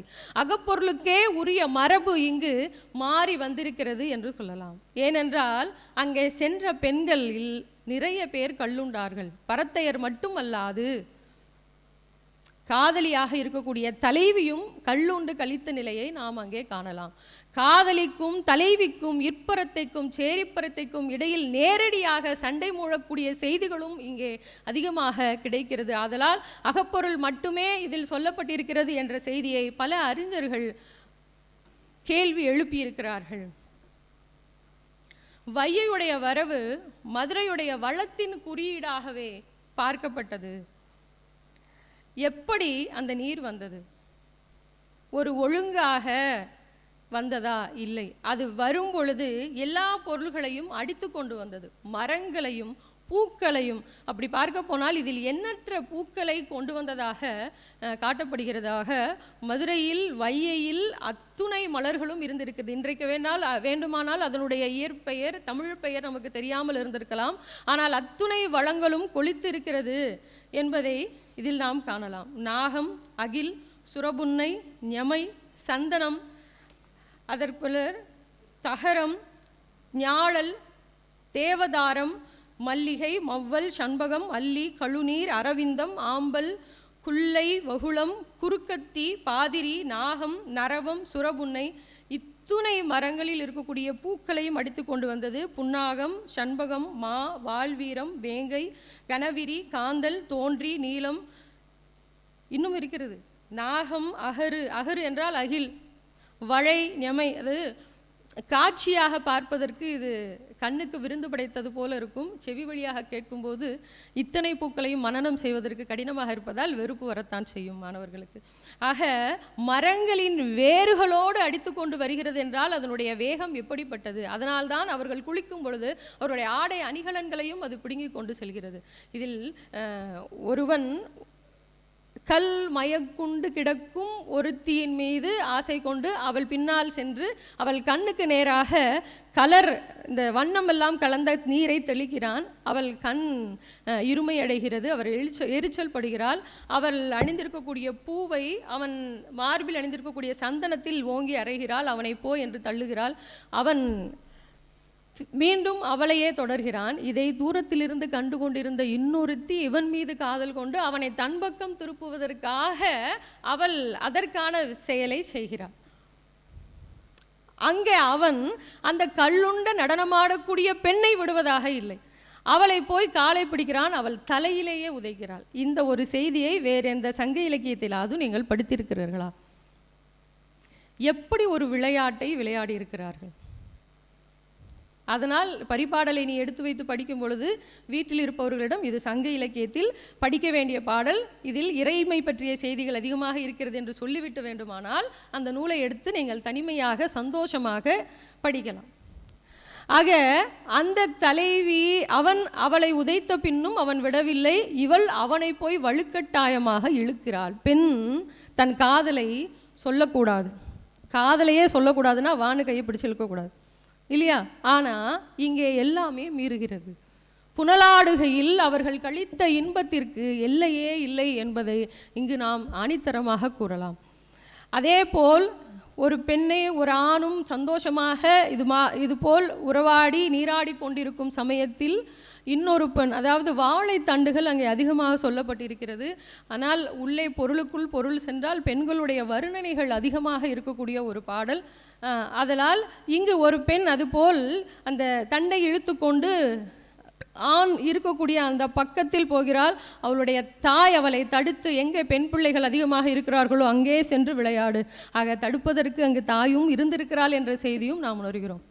அதே தாய், செவிலி தாய், தலைவனும் தலைவியும் எப்படி நீடாடினார்கள், அவர்கள் எப்படி இன்புற்றார்கள் என்பதை தோழியிடம் கேட்டு தெரிந்து கொள்வதாகவும் இங்கே ஒரு பதிவு இருந்திருக்கிறது. ஆக தலைவனும் தலைவியுமாக இன்புற்ற நிலையை செவிலித்தாய் என்றுமே இருந்து கவனிக்கத்தான் செய்கிறாள். நம்ம ஏற்கனவே குறுந்தொகையில் ஒரு பாட்டு படிச்சிருக்கிறோமா? முளிதையர் பிசைந்த காந்தல் மெல்விரல் கழுவுருகலிங்கம் கடாது உடியி தான் துளந்து அட்ட தீம்பொழிப்பாகர் இனிதன இனிதன கணவன் உண்டலினா இல்லையா? அவன் என்ன செய்கிறான்னா வெறும் தயிர் சாதம், தயிரை தாளித்து பிணைஞ்சு வைக்கிறான். அவன் என்ன செய்கிறான்? அமிழ்துன்னு சாப்பிட்றான். இதை செவிலித்தாய் பார்த்து, ஆகா என்ன ஒரு சந்தோஷம். அது நான் வரைக்கும் கிண்ணத்தில் பால் சோறை பின்னாடியே சுற்றி சுற்றி சுற்றி ஊட்டி விட்டுட்டு இருந்தாங்க. இன்றைக்கி அவள் செஞ்ச தெரியும்ல, கருகிருச்சு, தாளிப்பு கருகி போச்சு, அதுக்குள்ளே அதுக்கெல்லாம் கரியாகி போச்சு. ஆனாலும் அவன் அப்போ இப்படிப்பட்ட உணவையே நல்லா இருக்கிறது என்று சொல்லி உண்ணக்கூடிய ஒருவன் கண்டிப்பாக தன் மகளை கண்கலங்காமல் நல்லபடியாக பார்த்து கொள்வான் என்கின்ற ஒரு நம்பிக்கை அங்கே செவிலித்தாய்க்கு வருகிறது. ஆக செவிலித்தாய் இங்கே அதே போல் தலைவனும் தலைவியும் இன்பமாக இருக்கிறார்களா என்பதை அறிய அவர்கள் நீராடிய நிலையை தோழியிடம் கேட்டு தெரிந்து கொள்கிறாள். ஆக இன்பமான வாழ்க்கை அதனால்தான் நச்சினார்க்கினியரும் பேராசிரியரும் இதில் இன்பத்தை மட்டுமே அதிகமாக கூறியிருக்கிறார்கள் என்று கூறினார். ஆக பரிபாடலை துன்பமாக இருக்கும் நேரங்களில் தாராளமாக நீங்கள் என்ன செய்யலாம்? எடுத்து படித்து கொள்ளலாம், கனவு கண்டு கொள்ளலாம். வாழ்க்கையில் இன்பங்கள் எல்லாம் முடிந்து அடுத்த நிலைக்கு வந்துவிட்டோம் என்று நினைப்பவர்கள் மீண்டும் தங்களை குழந்தையாக, சிறுவர்களாக, இளைஞர்களாக பாவித்து கொண்டு அதை படிக்கும் பொழுது கடந்த காலங்கள் மீண்டும் நமக்கு சுவை தருவதாக இருக்கும் என்பதையும் இந்த தருணத்தில் நான் தெரிவித்துக் கொள்கின்றேன். இங்கே ஆற்று வாழ்க்கை அப்படின்னு இவர்களுடைய வாழ்க்கையை நம்ம சொல்லலாம். இது என்ன ஆற்று வாழ்க்கை? ஆறு வரும் பொழுது அவர்கள் முழுவதுமாக கொண்டாடக்கூடிய வாழ்க்கை தான் ஆற்று வாழ்க்கை. இந்த பாலிதம் அப்படின்றத அவங்க உருவாக்குறாங்க. பாலித பால் சோறு, அதாவது நீராட போகும்போது அவர்கள் தயாரித்து செல்லக்கூடிய உணவு பொருளாக அது சொல்லப்படுகிறது. நானும் பாலிதம் தேடி தேடி பார்த்தேன். பால் சோறா? புளிப்பு கலந்த சோறு, ஆனால் பாலும் கலந்துருக்காங்க. அந்த பாலித சோற்றை தயாரித்து கொண்டு அவர் செல்கிறாள். ஆனால் நம்ம இந்த மாதிரி வெளியில் போனோன்னையும் உங்கள் வீட்டில் இருக்கக்கூடிய பெரியவர்கள்லாம் முதல்ல அம்மா பாட்டி என்ன தயாரிப்பாங்க? புளியோதரை, புளிசோறு, புளியோதரை. எத்தனை ஊருக்கு போனாலும் அதை கொண்டு வந்து முதல்ல நிப்பாட்டிடுவாங்க. அது சாப்பிட்டுட்டு நம்ம பயணம் பண்ணும்போது இங்கே வந்து நிற்கும். அதனால தான் இப்போ இருக்கிற பிள்ளைங்க எங்கேயாவது சுற்றுப்பயணம் கூட்டு போனால் வீட்டில் சாப்பாடு வேண்டாம், காசை கொடு, போகிற இடத்துல நாங்கள் என்னன்னாலும் சாப்பிட்டுக்கிறோம். சரி, அப்போ அதையும் ஒன்றை தயார் செய்து கொண்டு தான் அவர்கள் செல்கிறார்கள். இந்த ஆற்று வாழ்க்கைன்னு சொல்லும்போது அவங்களுடைய வாழ்வாதாரமே வையை நதியாகத்தான் இருந்தது. புதுநீர் ஆடச் சென்றது. மக்கள் புதுநீர் ஆடச் சொல்வதை எப்படி ஒவ்வொரு ஊரிலும் ஒவ்வொரு கொடை அளிக்கும் பொழுது, கோயில் கொடை என்று சொல்வார்களே, அப்பொழுது எப்படி மக்கள் கொண்டாடுகிறார்கள், ஒவ்வொரு சமூகத்தினர் தீபாவளியை செம்மையாக கொண்டாடுவார்கள், தைப்பொங்கலை செம்மையாக கொண்டாடுவார்கள். அதுபோல மதுரையில் வாழ்ந்த அந்த மக்கள் வையையில் நீர் வருவதைத்தான் அவர்கள் வாழ்க்கையின் பெரும் வாழ்வாதாரமாக, பெரும் பகுதியாக இன்புற்று கழித்திருக்கிறார்கள். அதனால் அந்த புதுநீர் கொண்டாட்டம் என்பது மிகப்பெரிய கொண்டாட்டமாக இருந்திருக்கிறது. அந்த நீர் வருவதை ஒரு புலவர் மிகவும் அருமையாக கூறியிருக்கிறார். குறைவின்றி நூல் தேர்ந்த புலவரின் புலமை நாவில் கவிதை பிறக்குமாறு. குறைவின்றி நூல் பயின்ற ஒரு புலவரின் நாவில் கவிதை எப்படி சொல்ல ஆடல்கள் வந்து குவிந்து பிறக்குமோ அதுபோல நீர் பெருக்கெடுத்து கொண்டு ஓடி வந்தது என்று அருமையாக ஓமிக்கிறார். அதே போல இந்த நீர் வரும் பொழுது அந்த நீரை மக்கள் எப்படி வரவேற்பார்கள் என்றால், புது மன தம்பதியர்களை எப்படி மேளம், புகை, பூ, படையல், விளக்குழி எல்லாம் வைத்து வரவேற்பார்களோ அதுபோல வரவேற்கிறார்கள் என்று ஒரு புலவர் பதிவு செய்திருக்கிறார். தலைவியை ஆற்றுப்படுத்தக்கூடிய ஒரு தோழி. ஏனென்றால் நான் பிரிந்து சென்றுவிட்டு, தலைவன் போருக்காக பிரிந்து சொல்லுவான், தூதுக்காக பிரிந்து சொல்லுவான், பொருள் வேண்டி பிரிந்து சொல்வான். அப்படி பிரிந்து சென்ற தலைவன் எப்பொழுது மீண்டும் வருவான், கார்கால துவக்கத்தில் நான் வந்து விடுவேன் என்று தலைவிக்கு உரைத்துவிட்டு சென்றிருப்பான். அந்த கார்கால துவக்கத்தில் அவன் வரவில்லையானால் அங்கே தலைவியின் நிலைமை என்ன ஆகும்? மோதிரம் ஒட்டியானவாகும். மோதிரம் ஒட்டியானவா. அவள் எவ்வளவு தூரத்திற்கு உருகி போகிறாள் என்பதை நாம் சங்க இலக்கியங்களில் பல இடங்களில் படித்த ஒன்று. அதுபோல் இங்கு அந்த தலைவி தலைவனோடு இருந்தது, இன்று இல்லாத நிலையை ஒரு தோழி அவளுக்கு எடுத்து கூறி ஆற்றுப்படுத்தும் பொழுது எப்படி ஆற்றுப்படுத்துகிறாள்? ஆற்று வெள்ளத்தில் மிதவை மரம் மிதப்பது போல அவன் மார்பிலேயே நீ படுத்து கிடந்தாய். இன்னைக்கு அவன் இல்லை இல்லையா? ஆற்று வெள்ளத்தில் மிதவை மரம் செல்வது போல இரவெல்லாம் அவன் மார்பில் கிடந்தாய், கண்ணில் பனிமல்க கிடந்தாய், வையை உடைப்பு அடைத்த இடத்தில் நீர் கசிவது போல. அவளுடைய ஒவ்வொரு உதாரணமும் ஒவ்வொரு சான்றும் ஆற்றையே மையப்படுத்தி உள்ளது. நீ எப்படி வாழ்ந்தாய், இப்பொழுது எப்படி நீ வருத்தப்பட்டு கொண்டு இருக்கிறாய் இல்லையா? ஆற்று உடைப்பு உடைஞ்சதுக்கு அப்புறமும் ஒரு கசிவு இருந்தால் அதுவா தன்னால் ஒழுகிட்டே இருக்கும். அதுபோல இப்பொழுது உன் கண்ணில் கண்ணீர் வடிந்து கொண்டே இருக்கிறது, நீ காத்திரு, கண்டிப்பாக அவன் வருவான். தலைவியை இப்படி கூறி ஆற்றுப்படுத்துகிறாள். அப்பொழுது ஆற்றுடன் ஒப்பிட்டு வாழும் வாழ்க்கையை அவர்கள் வாழ பழகியிருந்தார்கள். அதற்காகவே அவர்களுடைய வாழ்வில் ஆறு ஒன்றே அவர்களின் வாழ்வின் ஆதாரம் என்று சொன்னதற்கு இதுபோல பல சான்றுகள் உள்ளே கொட்டி கிடக்கிறது. அவர்களுடைய சமூக அமைப்பு என்று பார்க்க போனால் சமூக பிரிவினை பற்றிய எந்த ஒரு செய்தியும் பரிபாடல் முழுவதுமாக கிடைக்கவில்லை. ஆனால் அத்துணை சமூகமும் ஒன்று போல நீராடிய ஒரு செய்தியைத்தான் நாம் இங்கு பார்க்க முடிகிறது. ஒரே ஒரு இடத்தில் ஒரு அந்தனர் அந்த நீரில் குளிப்பதற்கு தான் யோசிப்பதாக ஒரு பதிவு மட்டும் இருக்கிறது. ஏனென்றால் அதில் பூக்கள் நிறைந்து கிடக்கிறது. அது நீராட போவதற்கு முன்பு அவர்கள் உடலில் பூசிக்கொள்ளக்கூடிய பொடிகள், நீராடிய பின்பு திரும்பவும் எண்ணெய் போன்ற ஒன்றை பூசிக்கொண்டு மீண்டும் ஒரு பொடியை பூசிக்கொண்டு திரும்பவும் நீராடப் போகிறார்கள். நீங்கள் நீரில் நீராடி பார்த்திருந்தால் தெரியும், 1 மணி நேரத்தில் எழுந்து விடலாம் என்று தோன்றும், வெளியே வரலாம், திருப்பியும் உள்ளே போகும். அதுபோல ஒரு நிகழ்வு மாறி மாறி மாறி மாறி இதுபோல் பொடிகளை பூசிக்கொண்டு வண்ண பொடிகளை தெளித்து கொண்டு குளித்த அந்த நீர் கலங்கி போய் வரும்.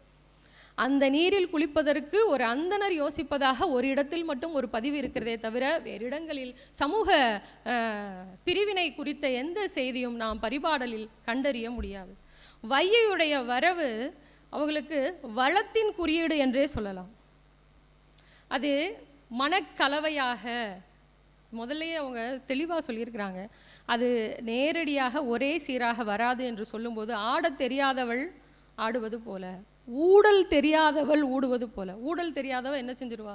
சண்டையே போடாத தெரியாதவள் இன்னைக்கு சண்டை போடும் நம்ம சொல்லிட்டோன்னா எங்கேயாவது சிரிச்சிருவோம். அதுபோல அந்த ஆறு வருகிறது. அதே போல மனக்கலவை இன்னொன்று சொல்லியிருக்கிறாங்கன்னா, இந்த சாந்து கலவை பூசுவோம்ல, அந்த பூசுறவன் கலக்க தெரியாமல் கலந்தா எப்படி இருக்கும் அது போல அப்போ இத்தனை காட்சிகளும் அந்த புலவர்கள் அந்த நீரை பார்க்கும் பொழுது ஒவ்வொன்றாக அவர் மனப்பதிவில் வந்திருக்கிறது. மனப்பதிவிற்கு கண் என்ன செய்திருக்கிறது? காட்சி கலனாக இருந்திருக்கிறது. அத்தனை காட்சிகளையும் மனத்தில் ஏற்றி மனப்பதிவாக பாடல்களில் ஏற்றி இன்று அவர் கண்ட காட்சியை நாமும் காண வைத்திருக்கிறார்கள் பல புலவர்கள். ஆக மனக்கலவை நூல்களில் சொல்லப்பட்ட விதிமுறையின்படி கலக்கப்பட்ட மனத்தை போல அங்கு அத்துணை பேரும் அத்தனை திரவியங்களையும் பொடிகளையும் பூசிக்கொண்டு குளித்ததனால் அந்த நீரும் அத்தனை மனத்தையும் உள்வாங்கி கொண்டு வருகிறது என்று பதிவு செய்திருக்கிறார் ஒரு புலவர். வெள்ளம் எப்படி பாஞ்சிச்சு? இதெல்லாம் ஒரு விஷயமா? நம்ம எல்லாரும் ஒரு 6:30க்கு மேலே நான் இல்லை, எதுக்கு அடிமையாக உட்காந்துருக்காங்க? தொல்லைக்காட்சி, டெலிவிஷன். அதில் நிறைய நாடகங்கள் ஓடிக்கிட்டே இருக்குது. அதில் பிள்ளைகளாக பார்க்கக்கூடியது சில, பெரியவர்களாக பார்க்கக்கூடியது சில, ரெண்டும் சேர்ந்து பார்க்கக்கூடியது சில. இதில் ஒரு நாள் ஒரு பிள்ளை அந்த நிகழ்ச்சியை அன்றைய நாடகத்தை பார்க்கவில்லையானால், நாங்களும் கல்லூரியில் பணியாற்றுறோம், எங்கள் பிள்ளைகளும் அந்த உட்காந்துட்டு நாங்கள் போகும்போது வரும்போது கதை பேசுவாங்க. உனக்கு தெரியுமாடி இன்னைக்கு அவன் வந்துட்டான். அந்த நாடகத்தில் ஒரு நாள் ஒரு காட்சியை ஒரு பிள்ளை பார்க்கவில்லையானால் அந்த காட்சியை பார்த்து வந்த அந்த பிள்ளை அதை 3 மணி நேரம் விளக்குவார். ஏன்னா நான் பார்த்துட்டேன், நீ பார்க்கல, நீ இன்னைக்கு பார்த்துருக்கணுமே, நேற்று நடந்ததோட எச்சம் தானே, ஒன்றும் இல்லையா? ஒரு சீரியலை நீ 1 மாதம் கழித்து பார்த்தேனாலும் நீ புரிஞ்சுக்கிருவ. நான் அதனால தான் வெறுத்து ஒதுக்கி டிவியில் கிடையாது, பார்க்குறதே கிடையாது.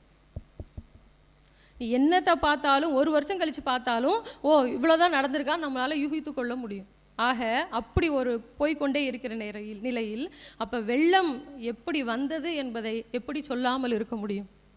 ஆக இங்கே புலவர்களும் அதை அழகாக காட்சிப்படுத்தி இருக்கிறார்கள்.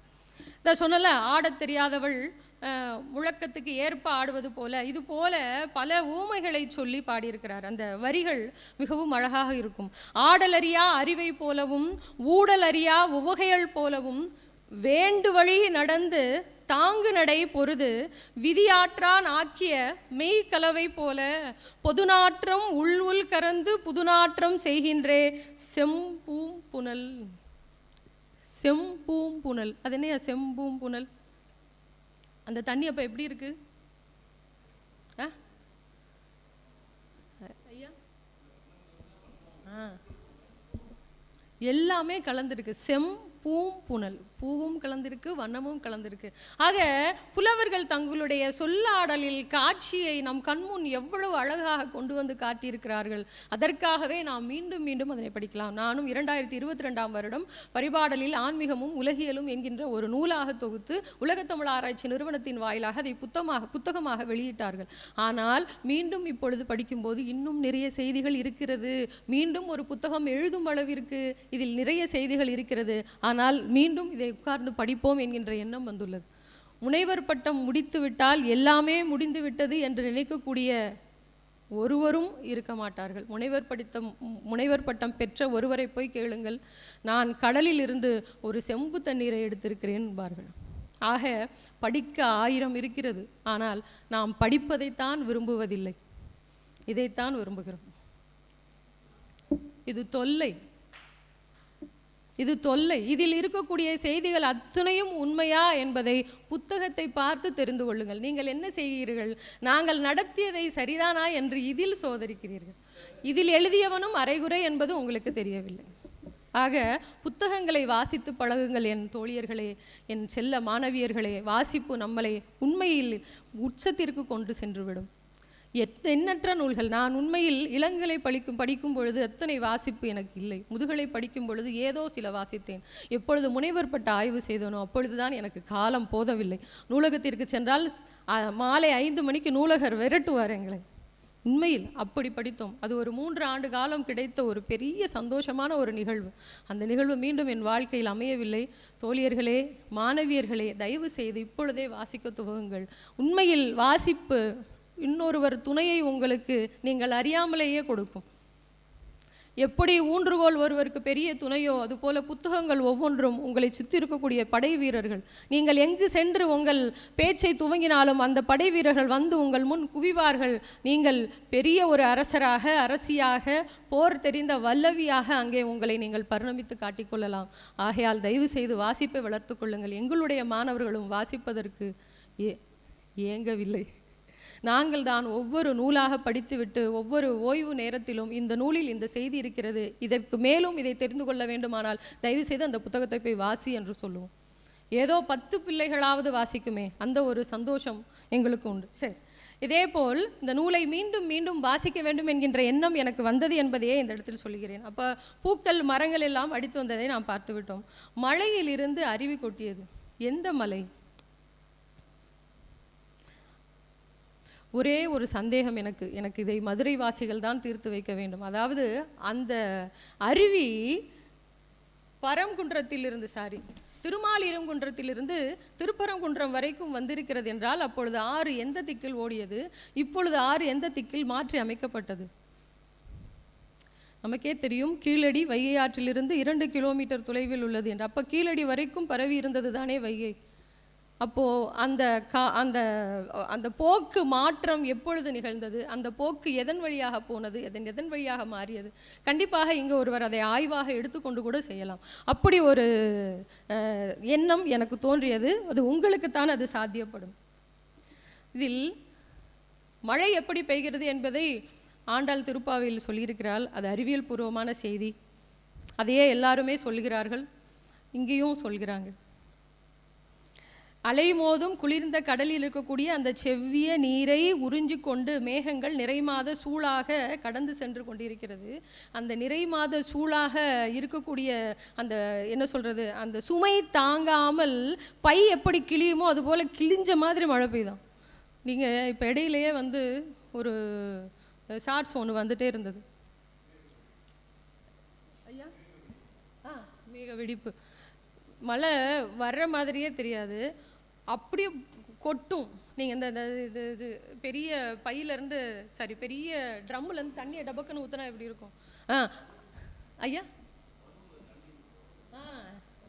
அது போல இங்கே மழை பெய்ந்தது. அந்த மழையை பெய்கிறதுக்கு அவர் எவ்வளவு அழகாக அந்த இடத்துல இந்த இடி முழங்கி நீரை தாங்கி கொண்டு வானம் வயிறு கிழியும்படி பெய்தது அப்படின்னு சொல்கிறார். அப்போ அந்த மழை எவ்வளோ பெருசாக இருந்திருக்கும். நீங்கள்லாம் மழையில் நினைஞ்சிருக்கீங்களா?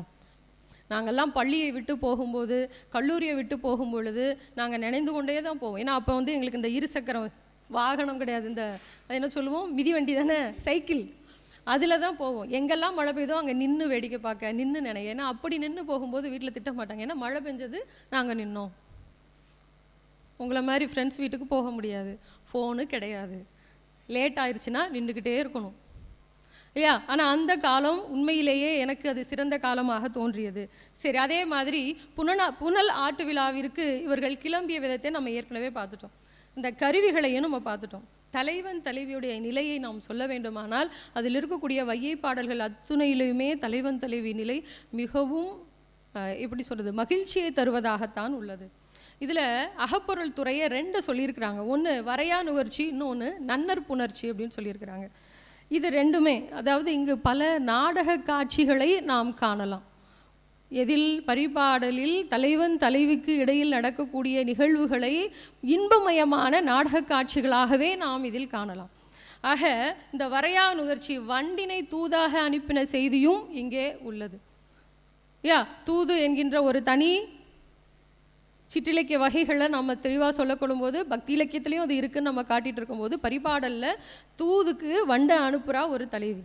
அதே போல் தலைவன் வந்து தன்னுடைய அதாவது கார்காலத்தில் வருவேன்னு சொல்லிட்டு போன தலைவன் வரலை. அப்போது இந்த பாணன் வந்து எவ்வளோ தூரத்துக்கு தலைவனுக்கு அந்த நீரோடைய வருகையையும் எல்லா தலைவனும் தலைவியும் அங்கே சந்தோஷமாக இருக்கும் காலகட்டத்தில் உன்னை நினைத்து கொண்டே இருக்கக்கூடிய அந்த தலைவி மட்டும் வருந்தி கொண்டிருக்கிறாள், நீ வா என்று அழைத்த விதம் மிகவும் சிறப்பாக அமைந்திருக்கிறது. நீரணி மாடம் பற்றிய செய்தியை நாம் அப்போதே பார்த்தோம். அதே போல் திருப்பரங்குன்றத்தில் ஒருத்தி சொன்னோம்ல, எங்கேருந்து தண்ணி எங்கே வரை வருது, அங்கே ஒருத்தி இந்த காலில் சலங்கை அணிந்து கொண்டு ஆடுகிறாள். அந்த முத்து பரல்கள் எல்லாம் ஒலிக்க அவள் ஆடிய ஆட்டத்தை தலைவன் ரசிக்கிறான். இப்போ தலைவி என்ன செய்வா? இப்படி வந்து எங்க பார்க்குறாங்க. தலைவி அந்த ஆடல் நாயகியின் ஆட்டத்தை தலைவன் எப்படி கவனிக்கிறான் என்பதை பார்க்கிறாள். அவன் கவனிப்பில் ஆர்வம் தெரிகிறதா, அன்பு தெரிகிறதா, அவன் அதிகமாக ரசிக்கிறானா? அவளுக்கு இப்பொழுது கோபம் வருகிறது. அவனை கோபமாக பார்க்கிறாள். சிலப்பதிகாரத்தில் பாண்டிய மன்னன் தான் செய்த தவற்றை மறைப்பதற்காக ஒரு பெரிய குற்றத்தை இழைத்து விட்டான். அதற்காக தன் உயிரையும் கொடுத்து தான் நீதிமான் என்பதை நிலைநாட்டி விட்டு சென்றான். இங்கேயும் அதே போல அந்த தலைவன் அந்த பெண்ணை ரசிப்பதை பொறுக்க மாட்டாமல் அவனை கோபமுடன் பார்க்கிறாள். ஆக இது ஒரு நாடக காட்சியாகத்தானே தெரிகிறது. நாடக காட்சி போல் ஒவ்வொரு பாடலும் அவ்வளவு நேர்த்தியாக இங்கே வடிவமைக்கப்பட்டுள்ளது. கைவல்லான் எழுதிய ஓவியத்து அழகை ஒத்துள்ளது என்கிறார்கள் சில அறிஞர்கள். இதில் இருக்கக்கூடிய ஒவ்வொரு பாடல்களும் ஓவியத்தை போல இருக்கிறது என்று சொல்கிறார்கள். அதே போல தலைவியின் நீராடல் நிகழ்வு, இந்த தலைவன் நீராடல் போகும் பொழுது நடக்கக்கூடிய பிரச்சனைகள் ஒவ்வொன்றையும் எடுத்து சொன்னால் இன்று மாலை வரையிலும் அவர்களுடைய அந்த நீராட்டு விழாவிலையும் அவர்களுடைய பிரச்சனைகளையுமே இங்கு பெரிதாக நாம் சொல்லிக்கொண்டே போகலாம். அதாவது காதலர்கள் ஆற்றில் நீராடுதல், அவர்கள் 2 பேரும் தனியாக ஒதுங்கிடுவார். ஆனால் இந்த தலைவன் மட்டும்தான் இற்பரத்தை சேரிப்பரத்தை காதல் பரத்தை என்று ஒவ்வொருவரிடமாக சென்று வருகிறான். இதில் அப்போ தலைவன் பரத்தையரிடம் சென்று வருவது இயல்பாக நாம் சங்க இலக்கியம் முழுவதுமாக கண்ட ஒன்று.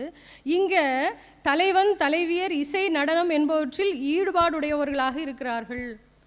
அவன் இயல்பாகவே, அதாவது நம்ம உள்ளுரை ஓமம் படிச்சிருப்போம்.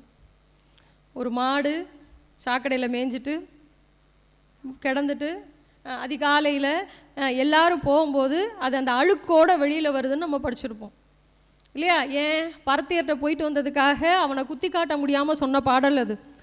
ஆனால் அவளோட டைரெக்டாகவே இவன் போய் என்ன செய்கிறான்? குளிச்சுட்டு வரான். அதை யாரும் அங்கே என்ன செய்யவில்லை, கடிந்து கொள்ளவில்லை என்பதை இந்த இடத்தில் பதிவு செய்திருக்கிறார்கள். அங்கே தலைவி மட்டும்தான் கடிந்து கொள்கிறார். அங்கே அந்த இடத்திலேயே அவர்களுடைய கூடலாகவும் மாறிவிடுகிறது. ஆக மது அருந்துதல், மங்கையர் மது அருந்துதல் என்கின்ற செய்தியும் இங்கே பதிவு செய்யப்பட்டுள்ளது. மது அருந்திய மயக்கத்தில் அவர்கள் நடனம் ஆடுகிறார்கள். யாரு? தலைவி, இல்லில் இருக்கக்கூடிய தலைவி அங்கு நடனம் ஆடுகிறாளாக. அவர்களுடைய வாழ்க்கை முறையில் ஏற்படக்கூடிய பெரிய மாற்றங்களை இந்த வையையாறு கொண்டு வந்து சேர்த்திருக்கிறது. மத நம்பிக்கை என்று நாம் பார்த்து கொண்டால் அங்கே மதம் பற்றிய செய்தியை நாம் கூற வேண்டுமானால் செவ்வேளையும் திருமாலையும் உள்ளே இணைத்திருப்பதால் அவர்கள் மத நம்பிக்கையுடையவர்களாக நமக்கு காட்டப்படுகிறார்கள். அப்படி செவ்வேலுக்கும் திருமாலுக்கும் அவர்கள் எப்படி தங்களுடைய வழிபாடை செலுத்துகிறார்கள் அதுதான் அங்கே பதிவு செய்யப்பட்டுள்ளது. அப்போ இறை வழிபாட்டில் நம்பிக்கை உடையவர்களாக இந்த இடத்தில் மக்கள் காட்டப்படுகிறார்கள். அவர்களுடைய பண்டிகை காலங்கள் என்று பார்த்தால் விழாக்கள், இந்த நீர் வரும் பொழுதுதான் அவர்களுடைய விழாக்களும் அதிகமாக இருக்கிறது. அவங்க முருகனை எப்படி இந்த வேலன் வெறியாட்டு நம்ம படிச்சிருப்போம். அந்த வேலனை பூசிக்கக்கூடிய பூசாரி என்று நம்ம சொல்கிறோம்ல, சாமியாடி என்று சொல்கிறார்கள். அவர்கள் தங்களை அலங்கரித்து கொண்டு வந்து தான் அந்த பூசை செய்கிறார்கள். அப்பொழுது திருப்பரங்குன்ற மலை எப்படி இருக்கிறது, கோலாகலமாக ஒரு கொண்டாட்டத்தில் ஒரு நாள் எப்படி இருக்குமோ அது போல திளைக்கிறது என்பதை தான் காட்டியிருக்கிறார்கள். முருகனை பெண்கள் எப்படி வேண்டினார்கள் என்பதை முதலிலேயே சொன்னேன். அதுபோல கடிமரத்தை வழிபடக்கூடிய ஒரு நிலையும் அங்கே இருந்திருக்கிறது. அந்த மரத்தில் வேண்டுதல்களை முருகன் ஏற்றுக்கொண்டு வந்து செய்வதாகவும் அப்பொழுது ஒரு நம்பிக்கை அவர்களிடையே இருந்திருக்கிறது. அதுபோல் அங்கே என்னென்ன இசை என்று எடுத்துக்கொண்டால் பரிபாடலே அதற்கே தனியாக ஒரு ஆய்வை நாம் நிகழ்த்தலாம். அப்படிப்பட்ட இசை கருவிகள், இசை முழங்கியது என்கிற பல செய்திகள் அங்கே இருக்கிறது. ஆடை அணிகலன்கள், அவர்கள் என்னென்ன ஆடைகள் அணிந்திருந்தார்கள் இல்லையா? பெண்கள் அணியக்கூடிய மாலைக்கு கோதை என்று பெயர், ஆண்கள் அணிஞ்சால் அதை தார்னு சொல்கிறாங்க. அவங்க வைரக்கோவை, முத்து மாலைகளை ஆண்கள் பெண்கள் இருவருமே அணியக்கூடிய ஒரு வழக்கம் அந்த காலத்தில் இருந்திருக்குது. அதே மாதிரி அவர்களுடைய இதழ்களை நம்ம சொல்கிறோம்ல, அந்த இப்போ லிப்ஸ்டிக் சொல்கிறோம், கையில் நெயில் பாலிஷ் சொல்கிறோம், அதே இங்கே என்ன சொல்லியிருக்காங்க பாருங்கள், மகளிர் நகங்களிலும் இதழ்களிலும் செம்பஞ்சு குழம்பை என்ன செஞ்சுருக்கிறாங்க, தடவிட்டு போயிருக்கிறாங்க. அதே போல் குளித்து முடித்து தன் தலையை ஆற்றிய உடனேமே தலைமயிரிலும் ஈரச்சாந்து வந்து எண்ணெயே பூசியிருக்கிறார்கள் என்ற ஒரு பதிவு இருக்குது. அவங்க தங்களை ஒப்பனை செய்து கொண்டதுக்கு அப்புறம் கண்ணாடி பார்த்துருக்காங்கன்ற ஒரு செய்தியும் இங்கே இருக்குது. அப்போது சிறுவர்கள் என்னென்ன அணிகள்லாம் அணிந்திருக்கிறாங்க, திருப்பியும் அந்த நீராடும் போது அவங்களுடைய காதல் விளையாட்டுகள்லாம் எப்படி இருக்குது, அதை நம்ம ஏற்கனவே சொன்ன விஷயம்தான். மீண்டும் மீண்டும் தலைவனும் தலைவியும் என்ற செய்திகள் இங்கே அதிகமாக வருகிறது. அதே போல் இந்த மக்கள் வையையை தான் தன்னுடைய பெரும் செல்வமாக நினைத்திருக்கிறார்கள். அந்த வையையில் விளையாடும் போது அந்த பெண்கள், ஆண்கள், இந்த சிறுவர் இளைஞர்களுக்கே ஒரு சேட்டை உண்டு. பெண் பிள்ளைகள் எதை விளையாடுகிறார்களோ அந்த பொருட்களை பறித்து கொண்டு அவர்களை அள வைப்பது, அங்கும் பந்து கலங்கு வைத்து பெண்கள் விளையாடும் போது அதை பறித்து கொண்டு நீரில் போடுவது போல காட்டிவிட்டு அவர்கள் எடுத்து சென்று விடுவது. இதில் இந்த இளைஞர்களுக்குள்ளேயே நாம் பெரிது நீ பெரிது என்று வரும்பொழுது அவர்கள் நீருக்குள்ளேயே வாழ் வைத்து விளையாடிய அந்த காட்சி போர்க்களம் போல காட்சி எடுத்தது என்றும் சொல்கிறாராக. அவர்களுடைய விளையாட்டு, அவர்களுடைய சந்தோஷம், அவருடைய மகிழ்ச்சி, அவர்களுடைய விழாக்கள் எல்லாமே வையையை ஒட்டியே தான் அமைந்திருக்கிறது என்பதை நாம் பார்ப்போம். இன்னும் ஒரே ஒரு விஷயம் மட்டும், ஒரே ஒரு செய்தி மட்டும் கண்டிப்பாக அதை சொல்லியே ஆக வேண்டும். ஏனென்றால் பரத்தையின் பண்புகளாக இங்கே சில விஷயங்கள் சொல்லப்பட்டுள்ளது. பரத்தைக்கு இதுதான் இயல்பு என்று நாம் சொல்ல முடியுமா? இது ஒரு பரத்தை, அதாவது ஒரு தலைவி, ஒரு பெண் இன்னொரு பெண்ணை இப்படியும் சாடுவாளா? பரத்தைக்கு இதுதான் பண்புகள் என்று அவள் கோபமுற்று திட்டினாளா என்பது தெரியவில்லை. ஆனால் அதற்கு ஒரு பாடல் சொல்லியிருக்கிறாள். ஆயத்து ஒருத்தி அவளை அமரர் காமம் மாய பொய்கூட்டி மயக்கும் விளைக்கணிகை. இந்த பாடல் இருக்கட்டும், நம்ம பொருளுக்கு வந்துடுவோம். பரத்தையை எப்படி சொல்றானா, மாய பொய் பலவற்றை கூட்டி சொல்லி தன் காமத்தை விற்பவள், தன் பெண்மையை பொதுமையாக்கி ஒருவனோடும் பிணிப்பு இல்லாமல் இருப்பவள், ஐம்புலன்களை அள்ளி தூற்றும் நீர் தொட்டி முற்றாத கல்லை ஊற்றி தரும் காரிகை, காம வயலில் ஏர் பூட்டி கண்ணை கயிறாக்கி ஆண்கள் தோளை கட்டி போட்டு தன்னை யாழாக்கி அவன் தன் நரம்புகளை தடவுமாறு செய்யும் பொதுமகள் என்கிறார். எவ்வளவு கோபமுற்று இருந்தாளா இல்லையா? இது திட்டுவது போலும் இல்லை. ஒரு பெண்ணின், ஒரு பரத்தையின் பண்புகளாக ஒரு பெண்ணே இன்னொரு பெண்ணை சாடுவதாக இந்த பாடலை அமைத்திருக்கிறார்கள். இப்போது பரிபாடலில் இன்னும் நிறைய செய்திகள் இருக்குது. எண்களை பற்றி குறிக்கும் பொழுது நம்ம அறைன்னு சொல்லக்கூடிய எண்ணெய் அது பாகு என்கின்ற ஒரு சொல்லால் அது குறிக்கிறது. அதே போல் 9 என்கின்ற ஒரு சொல் தொண்டு என்கின்ற 9 என்கின்ற எண்ணெய் தொண்டு என்கின்ற ஒரு சொல்லால் அவர்கள் சொல்கிறார். இதே போல் 1000 தாமரை, நமக்கு இந்த 10 அடுக்குகளாக வரக்கூடிய எண்களுக்கு அங்கே பெயர் குறிப்பிட்டு இருக்கிறார்கள். இது போல பரிபாடல் உள்ள செய்திகள் கொட்டி கிடக்கிறது. தயவு செய்து இதில் மேலும் நிறைய செய்திகள் உள்ளது. நீங்கள் கண்டிப்பாக அதனை படித்து மேலும் பல ஆய்வுகளை செய்து மக்கள் வாழ்வியலையும் தாண்டி அறிவியல் சார்ந்த செய்திகளையும் எண் சார்ந்த செய்திகளையும், நீங்கள் எண்ணற்ற அந்த செவ்வேல் திருமால் இதையும் தாண்டி மதுரையில் இன்னும் என்னென்ன சிறப்புகள் இருக்கிறது என்பதை கண்டிப்பாக ஒவ்வொரு வார்த்தையில் கூட மறைந்திருக்கலாம், அதையும் தேடி தொகுத்து நூலாக்கலாம். எனக்கு வாய்ப்பளித்து இத்துணை காலம் அருமையாக அமைதியாக கேட்டுக்கொண்டிருந்த மாணவ செல்வங்களுக்கு முதல் என் வணக்கம். இங்கே ஆன்றோர்களும் சான்றோர்களும் வீட்டிருக்கக்கூடிய இந்த அவையில் சொற்குற்றம் பொருள் குற்றம் தெரியாது நான் ஏதேனும் உளறி இருப்பேன் என்றால் முதலிக்கண் என்னை மன்னித்து விடுங்கள். அதேபோல் இந்த நிகழ்வை ஏற்பாடு செய்து கொடுத்த மீண்டும் ஒரு முறை உலக தமிழ் சங்கத்தின் துணைத் தலைவர் இயக்குனர் அம்மா பர்வீன் சுல்தானா அவர்களுக்கு என் நன்றியை தெரிவித்துக் கொள்கின்றேன். சோமசுந்தரி அக்கா அவர்களுக்கு என்னுடைய நன்றி, கிருஷ்ணவேணி அம்மா அவர்களுக்கு நன்றி, இங்கே இருக்கக்கூடிய அத்துணை நல் உள்ளங்களுக்கும் என் நன்றியை தெரிவித்துக் கொண்டு விடைபெறுகிறேன். நன்றி, வணக்கம்.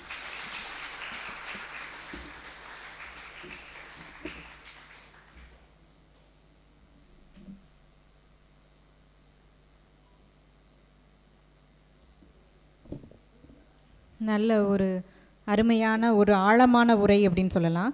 பரிபாடல்னு சொல்லும் பொழுது வையை பற்றி சொல்லுது, திருமாலை பற்றி சொல்லுது, அது மாதிரி முருகன் வழிபாடு பற்றி சொல்லுது அப்படின்னு ஒரு பொதுவாக சொல்லாமல் அதில் இருக்கக்கூடிய தூய தமிழ் சொற்கள் என்னென்ன பயன்படுத்தப்பட்டிருக்கு, அது நுட்பமாக என்னென்ன விஷயங்களை பதிவு செய்கிறது என்பதை மிக அழகாக எடுத்துரைத்தார். யாராவது வினாக்கள் மாணவர்களுக்கு இருக்காப்பா? பரிபாடல் குறித்து படிப்பீங்க, நிறைய விஷயங்கள் உங்களுக்கு தெரிஞ்சிருக்கும், அதனால் அவங்களுடைய உரையை கவனிச்சிருப்பீங்கன்னு நினைக்கிறேன். ஏதாவது வினாக்கள் இருந்தால் குறிப்பிடலாம் மாணவர்கள்.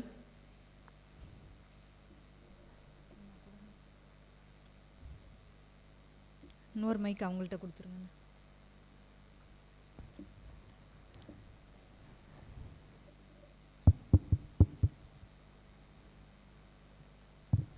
வணக்கம்மா, என் பேர் ஜெயநந்தினி, முதுகலை 2ஆம் ஆண்டு படிக்கிறேன்.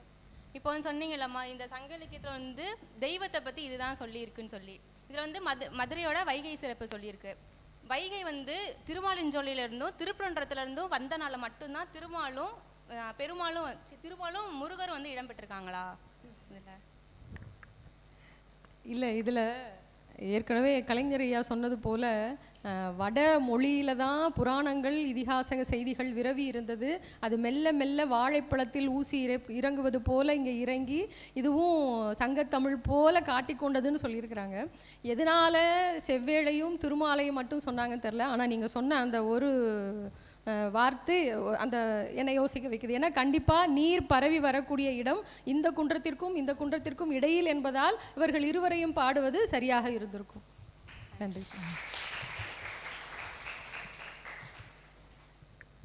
வேறு யாரேனும் மாணவர்கள்?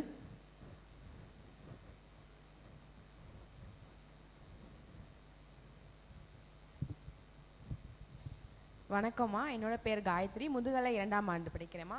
அதாவது எனக்கு எந்த கேள்வியும் இல்லை, ஆனால் நீங்கள் சொன்னது வந்து ரொம்ப நல்லாவே புரிஞ்சிச்சுமா. இன்றைக்கி அட்டன் பண்ணதுக்கு வந்து நாங்கள் ரொம்ப சந்தோஷப்படுறோம். எங்களுக்கு தெரியாத விஷயங்கள் வந்து, அதாவது கொஞ்சம் விஷயம் தான்மா தெரியும். பரிபாடல்னால் இப்படி தான் இருக்குன்னு தெரியும், ஆனால் ஆழமான கருத்துக்களை வந்து இங்கே தான்மா தெரிஞ்சுக்கிட்டேன்.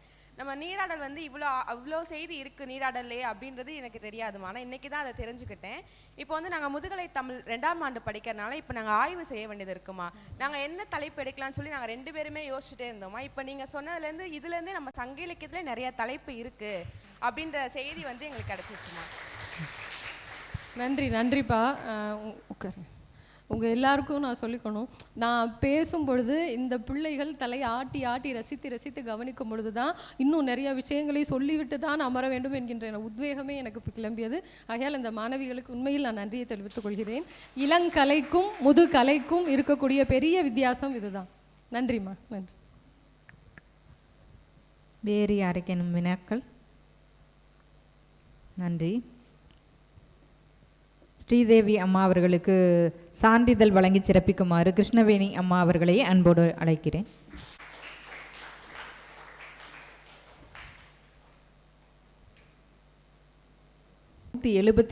வது தமிழ் கூடல் நிகழ்வு மிகச் சிறப்பாக நடந்தேறியது. இந்த நிகழ்வு மதுரை ஈமாக்கோ யாதவர் மகளிர் கல்லூரியோடு இணைந்து நடத்துவதில் மிகுந்த மகிழ்ச்சி அடைந்தும் அந்த வகையில் முன்னிலை உரை ஆற்றி சிறப்பித்த ஈமாக்கோ யாதவர் கல்லூரியினுடைய உதவி பேராசிரியர் கிருஷ்ணவேணி அம்மா அவர்களுக்கு எங்களுடைய மனமார்ந்த நன்றியினை தெரிவித்துக் கொள்கிறோம். நன்றி அம்மா. மாணவர்களை உண்மையிலே அனுப்புறதுக்கு அனுமதி அளித்த முதல்வர் அவர்களுக்கும் நன்றி. அது மாதிரி தமிழ்துறை தலைவர் பனிமலர் அம்மா அவர்களுக்கு எங்களுடைய மனமார்ந்த நன்றியினை தெரிவித்து மகிழ்கிறோம்.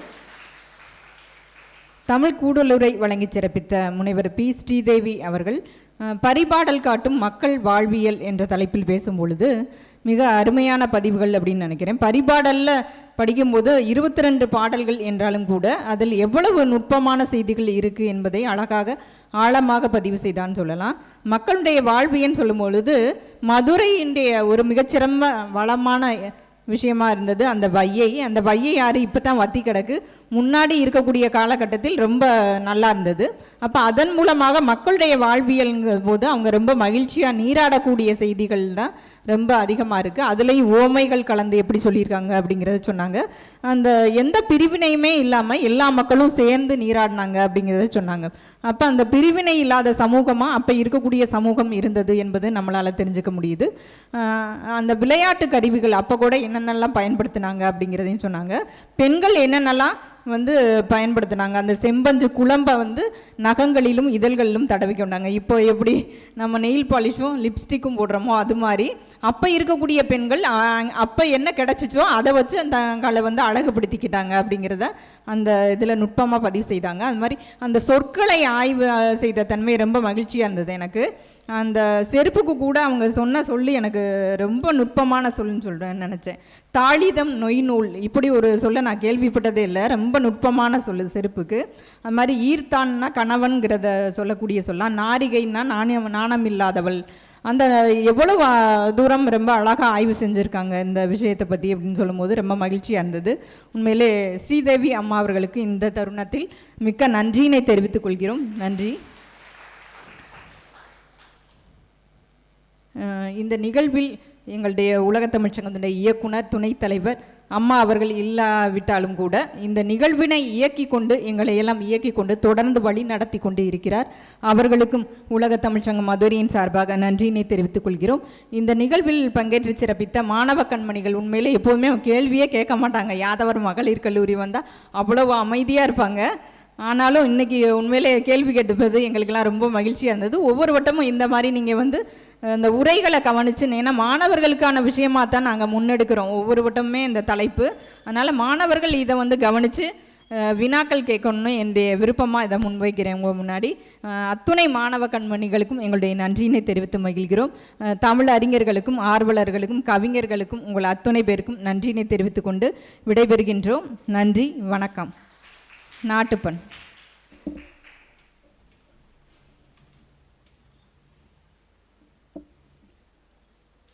जनगणमन अधिनायक जय हे भारत भाग्य विधाता पंजाब सिंध गुजरात मराठा द्राविड उत्कल वंगा विंध्य हिमाचल यमुना गंगा उच्चल जलसितरंगा तब शुभ नामे जागे तब शुभ आशीष मागे गागे दब जय गादा जनगण मंगलदायक जय गे भारत भाग्य विधाता जय गे जय गे जय गे जय जय जय जय गे।